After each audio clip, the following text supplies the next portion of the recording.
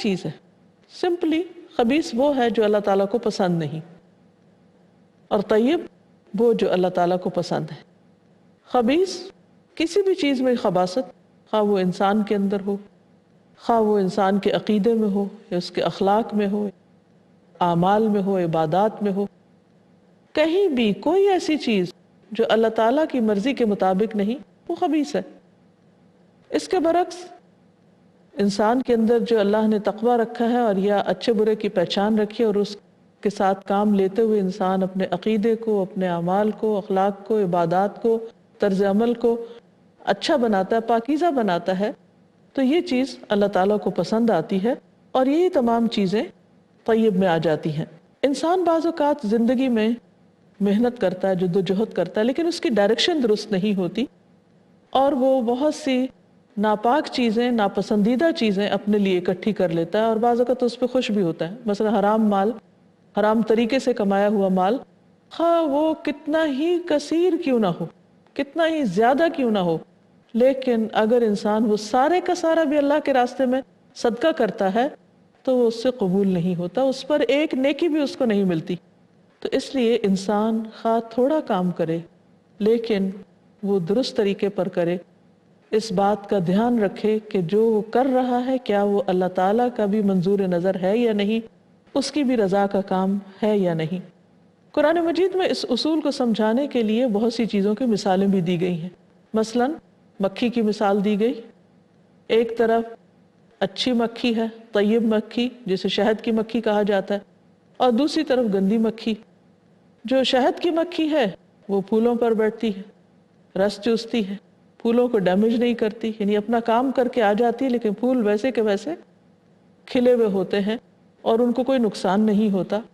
اور جو وہ رس لے کر آتی ہے اس سے جو کچھ وہ تیار کرتی ہے وہ بھی انسانوں کے لیے شفا کا باعث ہی نہیں، فائدہ ہی فائدہ اس میں.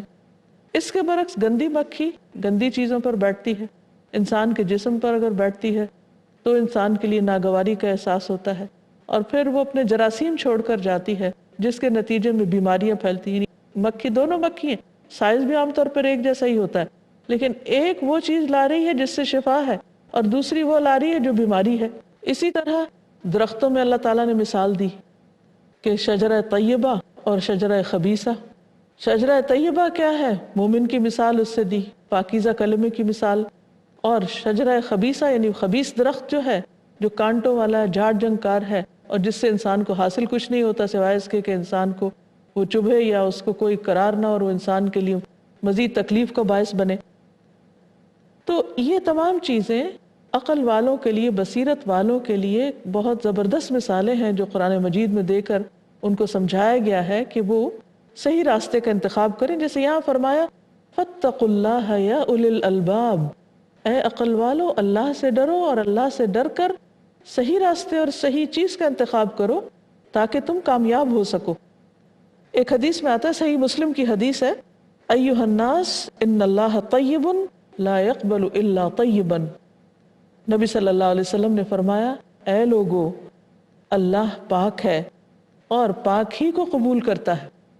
لہذا پھر ہمیں کیا کرنا چاہیے کہ پاک ہی کو اختیار کرنا چاہیے اور پاکیزہ راستوں پر ہی چلنا چاہیے.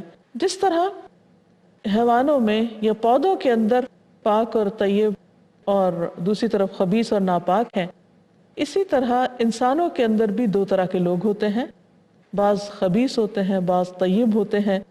قرآن مجید سورۃ النور آیت 26 میں اللہ تعالیٰ فرماتے ہیں، الخبیثات للخبیثین والخبیثون للخبیثات والطیبات للطیبین والطیبون للطیبات. خبیث عورتیں خبیث مردوں کے لیے اور خبیث مرد خبیث عورتوں کے لیے ہیں، اور پاکیزہ عورتیں پاکیزہ مردوں کے لیے اور پاکیزہ مرد تو پاکیزہ عورتوں کے لیے ہیں. اب سوال یہ پیدا ہوتا ہے کہ طیب انسان کون ہے اور خبیث کون؟ ان دونوں میں کس چیز کا فرق ہوتا ہے؟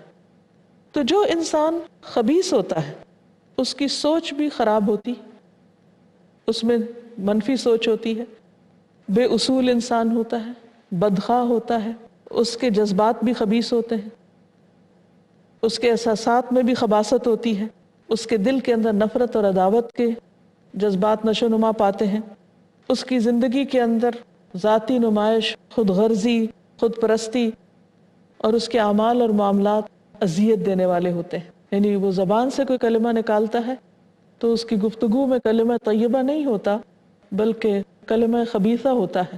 مثلا جھوٹ بولتا ہے تو دوسروں کو تانا دیتا ہے، دوسروں کو اذیت دیتا ہے، دوسروں کو دکھ دیتا ہے، گالی گلوچ کرتا ہے.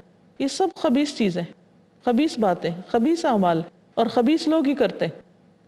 دوسری طرف جو طیب روح ہوتی ہے، طیب انسان ہوتا ہے، طیب اخلاق والا ہوتا ہے، پاکیزہ ہوتا ہے، وہ پاک دل و پاک باز ہوتا ہے، اس کا دل بھی پاک ہوتا ہے، اس کی زبان بھی پاکیزہ کلمات ادا کرتی ہے.